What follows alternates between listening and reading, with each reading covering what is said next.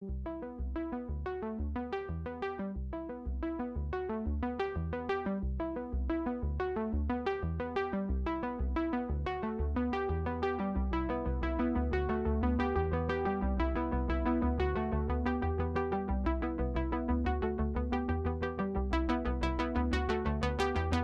going on there, guys? Welcome back. Thanks for sticking through while I had a bunch of other projects to do, non-RC related. I know those videos don't get much views and I usually get a lot more thumbs down, but you know, I figured why not keep me sharp with my poor editing skills. So so back, got the shop completely clean now finally. Even vacuumed the floor. I need to go through my shop vac with a magnet and find all the scale hardware that's been sucked into it over the year. But so going through stuff from USTE, the trailer had some issues, not with driving or anything, just from being in the car for so long. And on the way home, it got bounced around quite a bit. So the front crank lift had come off completely. Luckily, it was all still laying where it was sitting in the car.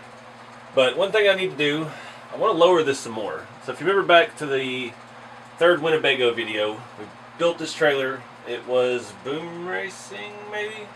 It's one of the ones from China. It's a lot cheaper than the name brand ones. And it's been a good trailer.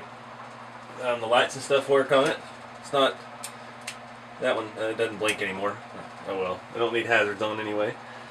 But yeah, had some issues with the tongue, but main thing, I've lowered it a little bit. I think we put 5mm spacers, trying to emulate like a lowering block, basically. And I'm pulling it with the Winnebago, just not quite low enough. So some of the leaf springs and stuff were twisted around, and I'll show you some of that here. I hope y'all can hear me over the fan. It's in the other room, but it's hot in here. We're having it's coming out of our week of spring that we get every year, so. It's getting hot, it's going to storm, it's going to be a good weekend. But you can see the leaf springs, they got a little flayed up, some of them were spinning around. The way these axles work on this trailer is they only have one screw that goes through. Not the best, but it works. So what I did, I guess I had enough on the original hardware to put a 5mm spacer in there. And lower down, we still got plenty of suspension travel, and we really don't use much. I don't haul heavy stuff. The heaviest thing is probably the tank track rod. And yeah, it really doesn't weigh it down, especially with all these leaf springs on here. So the only thing limiting me from lowering it more is going to be these rails here where the ramps slide into. So these are supposed to stay in there. They don't, those rare earth magnets in there don't really hold them that great. But so we've got, I don't know how much, we've got about 1/4 inch. So I'm going to go ahead and take some of that out too. I want to get this thing down, maybe another 5mm. So let me get some stuff together. So I've got all my parts and tools organized, and we'll jump to high speed so I can move the fan back in here because it's hot.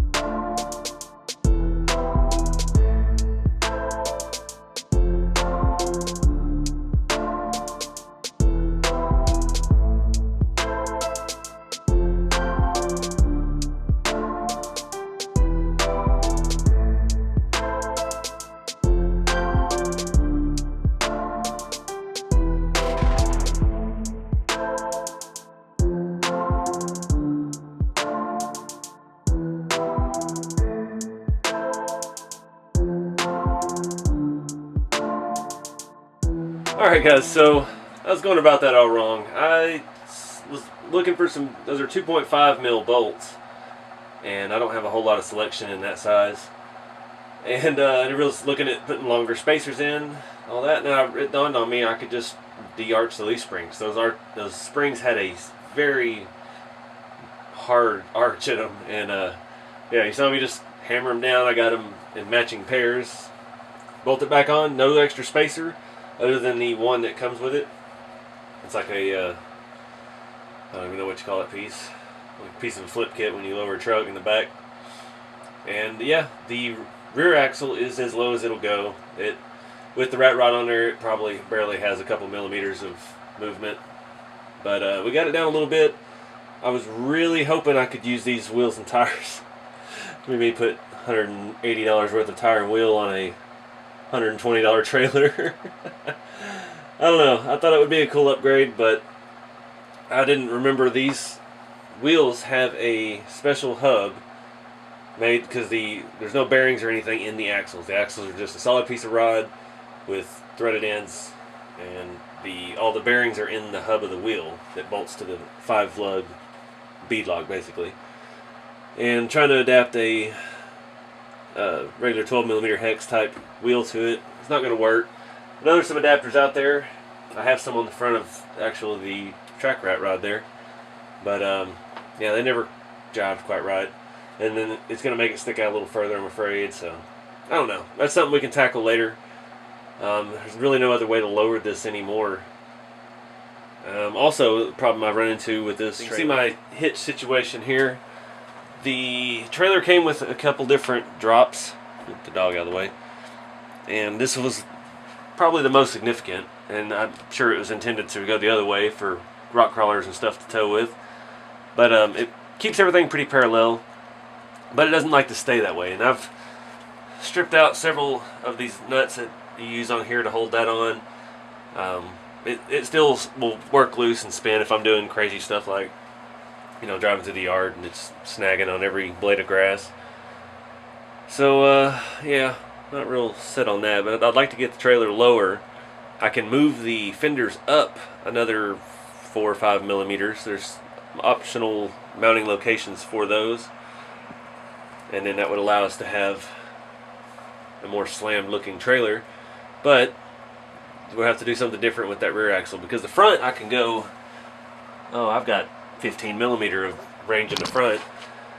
The only other option I can think of is to do away with the ramps and cut those pieces out. But yeah, so I don't know. Let me know what y'all think in the comments. That may be the route to go, because I don't use the ramps. I don't ever, I think the first video I did with it, I drove the rat rod off the ramps and did some donuts, drove it back on. But we can keep the ramps and just use them like that. They don't have to be actually on the trailer. That's going to be the only way to lower the rear anymore. But that's going to bring us problems with the hitch, like I said. So let me know what y'all think. And yeah, we'll wrap this one up. I still love this Winnebago. I posted on Facebook group, the RC Everyday Facebook page, that somebody locally to me built a Winnebago very similar to mine. And I don't know if they ever sold it. It had a matching custom camper trailer. Like, wasn't a teardrop, but it color matched Winnebago stripe and W. It was pretty slick setup. So I don't know if anybody out there has bought it yet or not. But if you haven't checked out the Facebook page, it's really, there's not a whole lot going on, but we'll post some stuff from time to time. I always share the links to videos, and Instagram stuff shares over there automatically. So, give it a look. If you like it, follow it, and that'll keep you up to date on video releases. One thing here I want to show you real quick. So I've been wanting one of these for a while, and I thought they were kind of gimmicky. I don't have a whole lot of fancy camera equipment, and to get those really cool shots that are nice and smooth, I've tried. I had a DJI Osmo Mobile 2. It was horrible. It didn't like the big iPhone. It would align and it would just flop down and not do anything. So I haven't had really any good luck with any DJI products. I know everybody out there loves their drones and stuff, but I can't spend what the drone cost to try it after the experiences I've had with some of their other things, like that Osmo Mobile. But this thing off Amazon is about $65 or so, $68. And it's basically a tracking tripod. It'll move.